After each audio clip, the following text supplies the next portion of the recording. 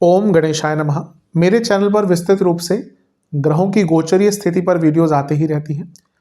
तो अगर आप भी चाहते हैं कि ग्रहों की गोचरीय स्थिति पर रेगुलर अपडेट्स आपको मिलती रहे, क्या अच्छा क्या बुरा घटित हो सकता है, एक गाइडेंस ज्योतिष के द्वारा आपको प्राप्त होती रहे, तो अवश्य मेरे चैनल को सब्सक्राइब कीजिए। जिन लोगों ने सब्सक्राइब किया और कुछ लोगों को नोटिफिकेशंस नहीं आती, कभी कभी कहते हैं, तो आप सब्सक्राइब वाले ही बटन के साथ ही ऑल नोटिफिकेशंस को इसको ऑन कर सकते हैं, जिससे आपको सारी नोटिफिकेशंस आएंगी। तो यदि आप भी चाहते हैं कि रेगुलरली अपडेट्स मिलते रहे और रेगुलर ग्रहों की गोचर स्थिति की जानकारी मिलती रहे, उसका प्रभाव क्या होगा पता चलते रहे, तो अवश्य मेरे चैनल को सब्सक्राइब करें और नोटिफिकेशंस को भी ऑन करें। नमस्कार। ओम गणेशाय नमः। ओम नमः शिवाय।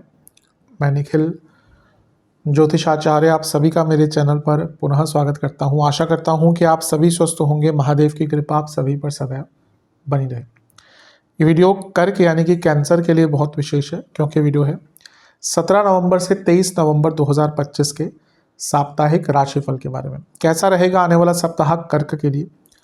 जो मेरा साप्ताहिक राशिफल होता है वो प्रमुखतः चंद्रमा और उनकी गति पर आधारित होता है। चंद्रमा एक बहुत विशेष ग्रह है, उनकी विशेषताएं बहुत हैं, लेकिन जब हम साप्ताहिक राशिफल के संदर्भ और संबंध में बात करते हैं तो पहला तो उनकी तेज गति, फिर उनका मन का कारक होना, और फिर उनकी एक क्वालिटी की वजह जिस भी भाव राशि ग्रह आदि के साथ संबंध संपर्क बनाते हैं उनको बहुत एक्टिवेट कर देना। इन सभी कारणों से चंद्रमा का जो गोचर होता है वो बहुत विशेष हो जाता है।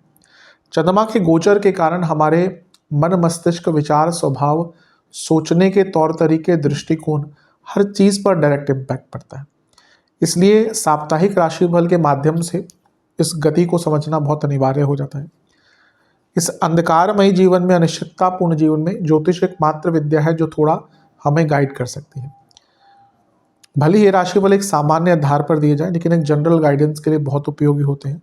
यदि आपकी लग्न राशि या चंद्र राशि कर्क है, दोनों ही गाइडेंस के लिए इस राशिफल को देख सकते हैं। जहाँ से सूट और रिलेट ज़्यादा करता है वहाँ से देखिए। व्यक्तिगत तौर पे मेरा मानना है लग्न से देखेंगे तो अच्छा है।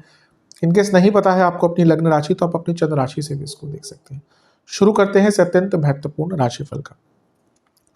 चंद्रमा आपके चौथे भाव यानी कि तुला में आ जाएंगे। ये होगा 17 नवंबर को शाम के 4 बजे, और 20 नवंबर सुबह के 5 तक यहीं पर रहेंगे। चंद्रमा का चौथे भाव में आना एक प्रकार से मिश्रित रिजल्ट देता है। यहाँ पे कारको भावनाशय दोष भी लगता है, लेकिन क्योंकि चंद्रमा लग्नेश है इसलिए इस नाते जब वो यहाँ पे आएंगे तो राजयोग भी उत्पन्न होता है। फिर 2 केंद्रों के स्वामी यहाँ पर हैं, ये भी बहुत अच्छा दिख रहा है। कारको भावनाशय का कुछ प्रभाव होगा, उसकी मैं चर्चा करूँगा, लेकिन मूलतः तो ये अच्छा ही दिख रहा है।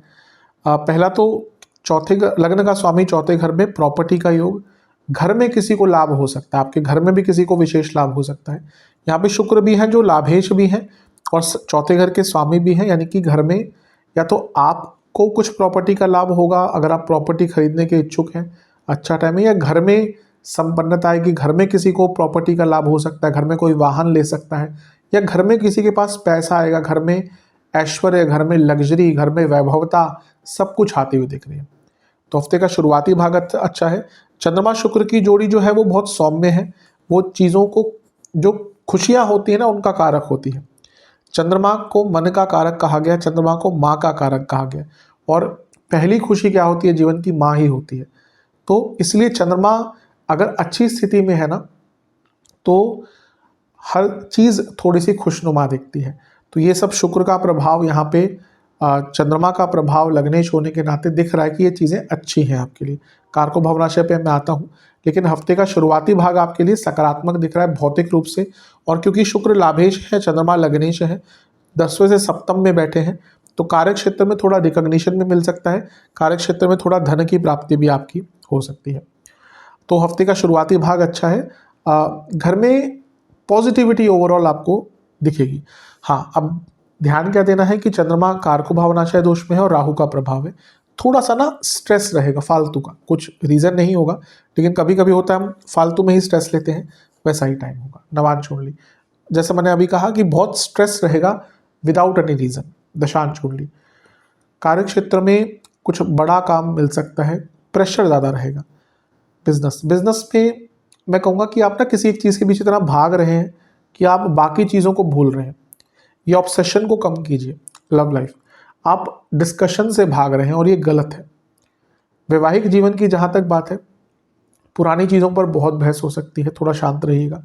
स्टूडेंट्स, आप थोड़ा सा ना होप हार जाएंगे यहाँ पे। कभी कभी होता है कि व्यक्ति के अंदर होप नहीं रहती, वैसा ही टाइम है, कोई बात नहीं, सबके साथ होता है, ज़्यादा चिंता करने की आवश्यकता नहीं। जहाँ तक सेहत की बात है, कफ रोग, डायबिटीज़ जिनको है ध्यान दें, और आंखों दांतों की प्रॉब्लम, चेस्ट और ब्रीदिंग इश्यूज तंग कर सकते हैं। सर्वाष्टक में धन स्थान बली है, धन वैभव से परिपूर्ण दिख रहा है, या तो आपको ही लाभ होगा या घर में लाभ होगा। 20 नवंबर सुबह के 5 बजे चंद्रमा आ जाएंगे आपके पंचम भाव में यानी कि वृश्चिक में, और 22 नवंबर शाम के 5 तक यहीं पर रहेंगे। चंद्रमा का पंचम भाव में आना एक प्रकार से काफ़ी अच्छा माना जाता है, लेकिन यहाँ पर बहुत सारे ग्रहों का प्रभाव है। मैं हमेशा इस चीज़ को कहता हूँ, कई बार आपने सुना होगा कि चंद्रमा पर इतने ग्रहों का प्रभाव अच्छा नहीं होता। नीच के हैं सूर्य चंद्रमा अमावस्या, मंगल चंद्रमा चंद्र मंगल योग। हाँ, एक अच्छी चीज़ है कि नीच भंग हो रहा है, क्योंकि चंद्रमा मंगल के साथ है, मंगल की राशि में है, तो नीच भंग भी बन रहा है। लेकिन चंद्रमा है और एक वक्री ग्रह की दृष्टि भी है। पॉजिटिव्स की पहले बात करते हैं। नीच भंग के कारण लक्ष्मी कोई रुकी हुई थी, धन कोई रुका हुआ तो आ सकता है, क्योंकि ये दोनों लाभ स्थान को देख रहे हैं और धन स्थान के स्वामी हैं, तो कोई पैसा रुका हुआ तो आ सकता है। बहुत क्रिएटिव आइडियाज़ आएंगे। और वक्री गुरु का प्रभाव है, यानी कि वो भाग्येश है, तो भाग्य भी थोड़ा बहुत धन के रूप में हेल्प करेगा। 10वें से अष्टम में इतने सारे ग्रह जॉब चेंज करने का भी योग बनाते हैं, ये सब अच्छा है। बुरा क्या है? चंद्रमा नीच के हैं और अमावस्या दोष है, और मंगल भी साथ में है, तो गुस्सा बहुत आएगा, बहुत ज़्यादा एग्रेशन आएगी। और वक्री गुरु का प्रभाव है, मैं कई बार बताता हूँ कि कर्क वाले गलत प्रकार से अपनी भावनाओं को व्यक्त करते हैं, गुस्से को स्पेशली। गुस्सा भी एक भावना ही है, तो यहाँ पे वो दिक्कत हो सकती है कि आप कहीं की बात कहीं पे बोलेंगे और उसके कारण झगड़े हो जाएंगे। अगर आपकी संतान है तो उनसे संबंध बहुत बनाकर रखिएगा, संतान से संबंध बिगड़ सकते हैं। और बहुत भयंकर लेवल की ओवर थिंकिंग होने वाली है, भयंकर, तो इन सब चीज़ों से बचिएगा। चंद्रमा क्योंकि नीच के हैं तो इतने ग्रहों का प्रभाव है, एकाग्रता बहुत कम रहेगी। नवांश कुंडली, जैसा मैंने अभी कहा कि एकाग्रता पर ध्यान देना है, दूसरा अपनी लिमिट्स को जानना है। दशांश कुंडली, कार्य क्षेत्र में काम बहुत करना चाहेंगे लेकिन एक लय नहीं प्राप्त कर पाएंगे। बिजनेस में बहुत अच्छा है, कुछ पुराना काम जो अटक गया था ना, या कोई पुराना लाभ अटक गया था, या पुराना पैसा अटक गया था, वापस आएगा। लव लाइफ में देखिए इंटीमेसी तो दिख रही है, लेकिन झगड़े बहुत होने वाले हैं। वैवाहिक जीवन, कंसीविंग के लिए अच्छा टाइम है, लेकिन इन लॉस के कारण दिक्कत हो सकती है। जहाँ तक स्टूडेंट्स की बात है, आपको अपनी फाउंडेशन पर काम करना है। अभी तक तो लगता है कि सब कुछ ठीक है, लेकिन फाउंडेशन में कमी है। सेहत के हिसाब से एंग्जाइटी, पेट के रोग, स्किन डिसऑर्डर, जोड़ों का दर्द और हड्डियों की प्रॉब्लम, जिनको बीपी का इशू है, स्पेशली अगर लो बीपी की प्रॉब्लम है, बहुत ध्यान दें। सर्वाष्टक में धन स्थान ही बली है, धन के रूप में कोई दिक्कत नहीं दिख रही, पैसा आएगा भरपूर।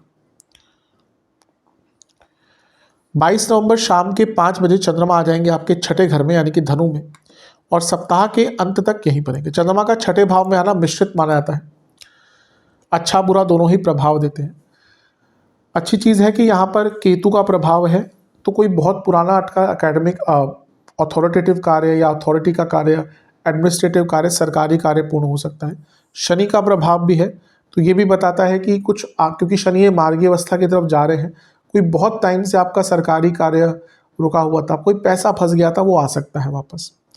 लेकिन चंद्रमा लग्नेश भी है और चंद्रमा मन भी है, तो जब वो छठे घर में आएंगे तो व्यर्थ की चिंताएं बहुत ज़्यादा हो जाएंगी। बहस आप बहुत ज़्यादा करेंगे, लोग आपको पोक भी करेंगे, और आपका जो पेशेंस का लेवल है वो कम रहेगा। कर्क वालों में वैसे तो पेशेंस होता है, लेकिन मूड सबके बदलते हैं, तो ये वो टाइम है जब छोटी सी बात कोई मजाक भी आपसे करेगा ना, आपसे सहन नहीं होगा, तो थोड़ा सा अपने ऊपर पेशेंस रखिएगा। गुरु से छठे में है तो शकट योग भी बन रहा है, इसलिए कुछ कार्य डिले भी होंगे और वो आपके फ्रस्ट्रेशन को और बढ़ाएंगे। शनि का प्रभाव है, यानी कि विषतोष है, तो कभी कभी थोड़ी नेगेटिव सोच, थोड़ी डिप्रेसिव सोच भी आ सकती है, तो थोड़ा अपने मन पर नियंत्रण रखना है। नवांश कुंडली बता रही है कि बड़ा सोचिएगा, अभी इस टाइम पे जो नेगेटिव हो रहा है उसके हिसाब से कोई डिसीजन मत लीजिएगा। दशांश कुंडली कार्य क्षेत्र में बहुत बिजी रहने वाले हैं। बिजनेस बिजनेस में शांत रहिएगा, कोई रिस्क मत लीजिएगा। लव लाइफ कभी कभी एक दूसरे से टाइम अलग भी बिताना चाहिए, ये वैसा ही टाइम है। वैवाहिक जीवन छोटी छोटी बातों पर शैलो थिंकिंग होती है ना कभी कभी, ये यहाँ क्यों रख दिया, ये यहाँ पे क्यों कह दिया तुमने, ऐसा कैसे बोल दिया। छोटी छोटी बातों पे लड़ाई होगी लेकिन उसका रिजल्ट बहुत अच्छा नहीं होगा। स्टूडेंट से मैं एक ही चीज़ कहूँगा कि आप ना अपनी मेंटल सेहत को ठीक कीजिए। अभी लगता है कि मानसिक सेहत में गड़बड़ी है और इसके कारण ही चीज़ें आगे नहीं बढ़ पा रही हैं। सेहत की ही बात करें, इंडाइजेशन, एंग्जाइटी और एसिडिटी, सर्वाष्टक में आपका धनस्थानी बली है, कोई फंसा हुआ पैसा वापस आ सकता है। उपाय के स्वरूप में गंगा जल और कच्चा दूध मिलाकर महादेव का अभिषेक करें, चंदन का तिलक लगाकर शिव चालीसा का पाठ करें एक बार। आशा करता हूँ वीडियो काम आएगी। चैनल पर नहीं सब्सक्राइब कीजिए, वीडियो को लाइक कीजिए। मिलता हूँ अगली वीडियो में, तब तक के लिए ओम नमः शिवाय।